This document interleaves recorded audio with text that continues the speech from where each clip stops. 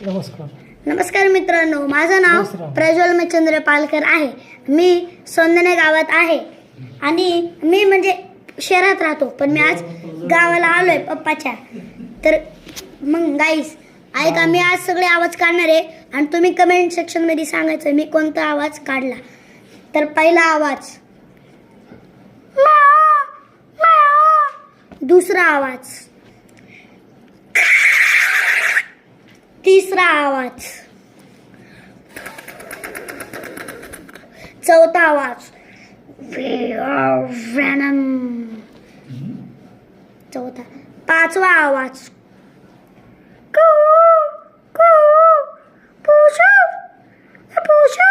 चौथा आवाज,